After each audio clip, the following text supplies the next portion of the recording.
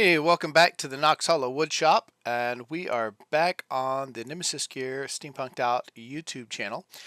And we're going to whip out a quick Purple Heart wand today. This is going to be a pretty basic wand, just a standard wand stock on my Etsy site.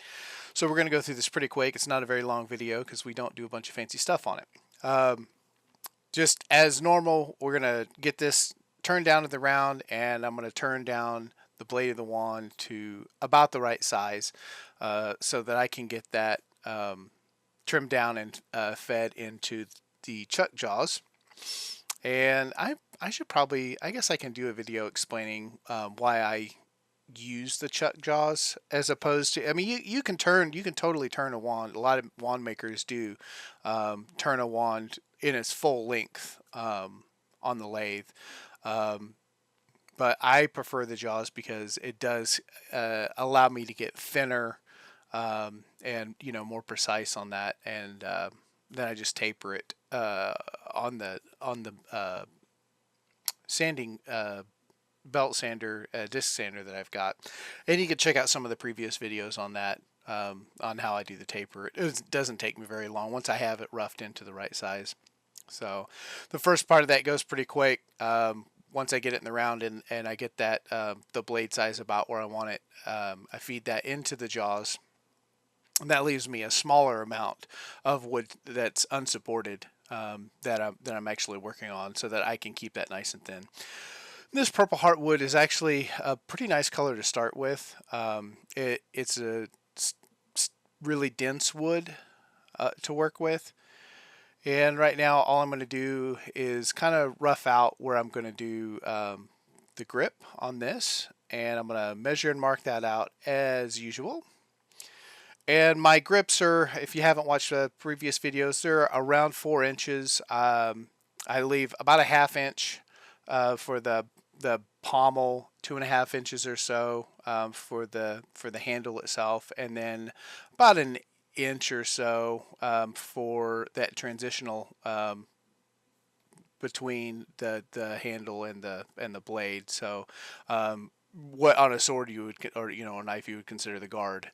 I like to use it as a transitional area. It's kind of part of the handle, but it's different from the wand blade itself. So but for this, it's going to be a fairly simple design as far as colors and stuff go, and I'm just kind of roughing in a general shape where I want the different design elements to be.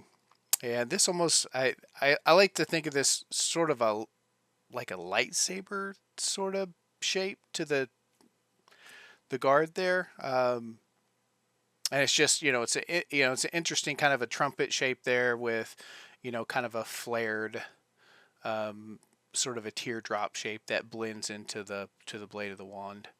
So that goes pretty smooth on this. And then for the handle, I'm going to go with sort of a tulipy, like an extended, like a vase shape for the handle, and that works pretty good for this one. For this, I do want to do a little bit of coloring. I'm going to mark in after I get like the rough sanding done. I'm going to mark in a couple of lines here towards the base where I'm going to use the friction burn that I'm going to do on this, and that's going to define an area because I want to use the ebonizing fluid on this, and that the ebonizing fluid will travel up the grains of the wood, and so by using the wire burning on this, that kind of severs those, and that allows me to kind of more precisely control exactly where that ebonizing fluid is going to go. And then I also decided to go ahead and use some heat on this as well. Heat will darken this up, and with a torch you could even go to a black on this too. Of course, after I do that, I always sand that out as well. So I'm gonna kind of nip off, get that tenon down that I left the waste block on the end of the handle here, and then we're just going to shape that really quick. Um, I have cut out a lot of sanding on this video. I think this video is going to end up being under 7 minutes, and it's compressed to 400% speed, and it cuts out. I think sanding is probably one of the things that I cut out most on the timing, because it's the same thing. It's just, you know, you start with one grit, and like 150 to 220 grits where I usually start, depending on what kind of cuts I've been doing. And for hardwoods like this, I take this all the way up to 1500 to 2000 grit, because it'll polish all the way up. It looks nice, and you can see I've also kind of added some heat to get kind of a fade between that darker purple and then the natural purple. And after that, I just tapered the wand and put on my oil finish, and that has to dry for a certain period of time, and then I can put the wax on that as well. But this is how the final pictures turned out on this. I do have this on my Etsy shop, nemesisgear.etsy.com. You can kind of see it at the bottom of the screen there, and you can check that out, as well as some of the other ones that are a little bit more fancy.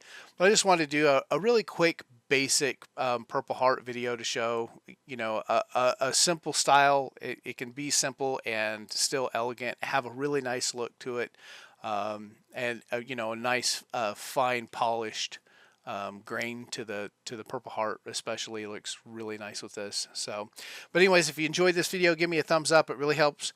I know this one was a quickie.